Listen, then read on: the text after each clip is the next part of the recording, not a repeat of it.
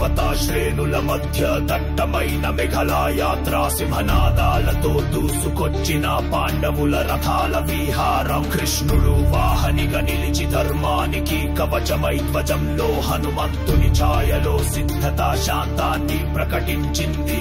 అర్జునుడు గాంధీవంతో శత్రు సంకల్పాల్ని బద్దలు కొట్టిన సమర ముందు మనసు వణికి వెనుకడుగు వేసింది.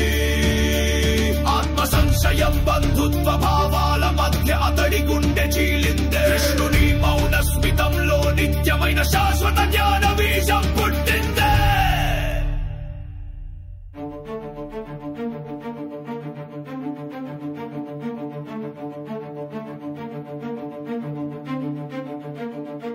పాండవుల రథాల సమరం నెమ్మదిగా నదుల మాదిరిగా పటాన్ని కప్పింది. బృహస్పతి వంటి వ్యూహాలతో యుద్ధ రంగం మారింది. భీష్ముడు ప్రతాపంగా నిలిచి కౌరవులకు శక్తిని ప్రసాదించడు. ధర్మానికి అడ్డుకట్టగా మారిన ఆయుధాల ప్రతిఘటన.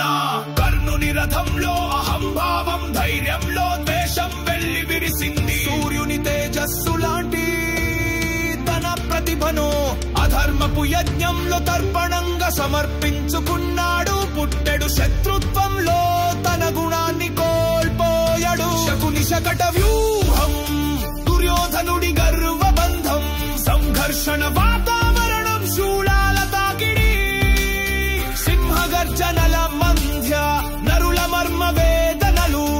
అది యుద్ధం కాదు, సమాజపు అంతర్భాగ చీలిక. కృష్ణుని ముఖంలో ఉదయం, సూర్యుడి వెలుగు. పాండవుల రథం ఆకాశాన్ని దాటి శబ్ద ప్రభంజనంగా. ప్రతి అడుగు ధర్మానికి శక్తి, శత్రువుకు భయం. అర్ధరాత్రి బహిరంగంలో కూడా ఆయన దివ్య దర్శనం.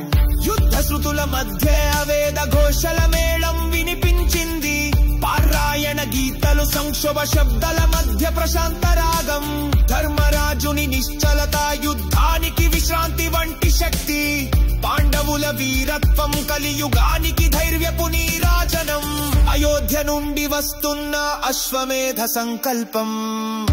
మహారథుల మధ్య అర్జునుని ధైర్య స్వరం. పరిపక్వత, బాధ్యత, క్షమ, శత్రునాశనం అన్నీ కలిసిన బాణం. ఇది కేవలం వ్యక్తిగత ప్రతిష్ట కాదు, యుగ ధర్మ విజయం. అర్జునుని కన్నీటి లోపల ఉన్న ప్రశ్నలకు సమాధానం. శ్రీకృష్ణుని గీతాత్మానుబంధానికి శాశ్వత మార్గదర్శి. వివేకానికి అక్షర వేదానికి శక్తి, ధర్మానికి ఆయుధం. ఈ ఘట్టం మాత్రమే కాదు, గీతా ఉపదేశానికి నాంది.